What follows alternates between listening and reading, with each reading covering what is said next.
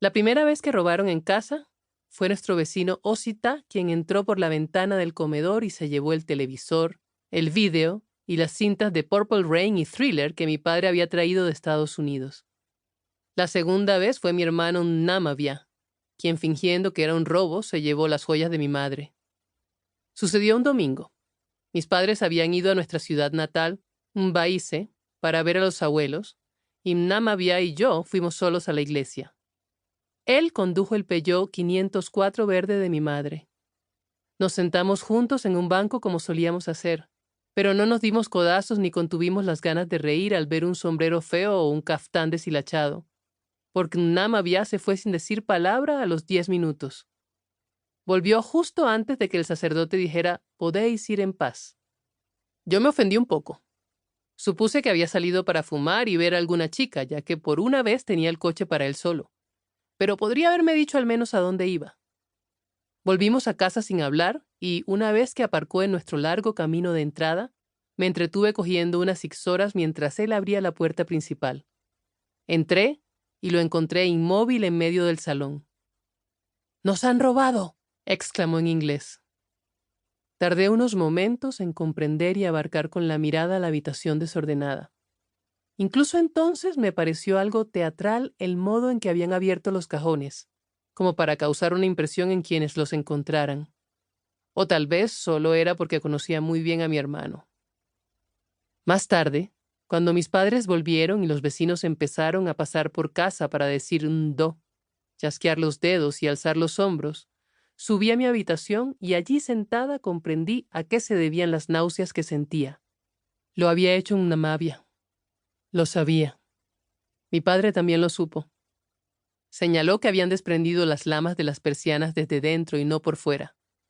Namavia era demasiado listo para cometer semejante desliz.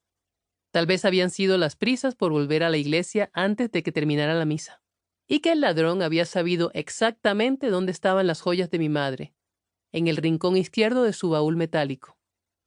Namavia miró fijamente a mi padre con expresión herida y dijo de manera teatral, sé que en el pasado os he causado a los dos mucho dolor, pero jamás abusaría de vuestra confianza de este modo. Habló en inglés, utilizando palabras innecesarias como mucho dolor y abusar, como siempre que se defendía. Luego salió por la puerta trasera y no volvió aquella noche, ni la siguiente, ni la otra. Apareció por casa 2 semanas después, demacrado, oliendo a cerveza y diciendo lloroso que lo sentía, que había empeñado las joyas a los comerciantes Hausas de Enugu y que se había gastado todo el dinero. ¿Cuánto te dieron por mi oro?, preguntó mi madre. Y cuando él le respondió, ella se llevó las manos a la cabeza y gritó, ¡Oh, oh, Chimekbuom! Mi Dios me ha matado. Era como si creyera que lo mínimo que podía haber hecho él era conseguir un buen precio. Quise abofetearla. Mi padre pidió a Namavia que escribiera un informe. Cómo había vendido las joyas, en qué se había gastado el dinero, con quién lo había gastado. Yo no creía que Namavia contara la verdad y tampoco creía que mi padre esperara que lo hiciera. Pero a mi padre el profesor le gustaban los informes, ver las cosas por escrito y bien documentadas. Además, Namavia tenía 17 años y una barba bien cuidada. Estaba en ese intervalo entre el instituto y la universidad y era demasiado mayor para encerrarlo en casa.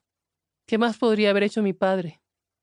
Cuando Namavia le entregó el informe, mi padre lo archivó en el cajón de acero inoxidable de su estudio donde guardaba nuestros papeles del colegio. Que fuera capaz de hacerle tanto daño a su madre. Fue lo último que dijo entre dientes. Pero Namavia no se había propuesto hacerle daño. Lo había hecho porque sus joyas eran lo único que había de valor en toda la casa. Una colección de piezas de oro macizo reunida a lo largo de toda una vida. También porque lo hacían los hijos de otros profesores. Era la temporada de los robos en nuestro tranquilo campus de un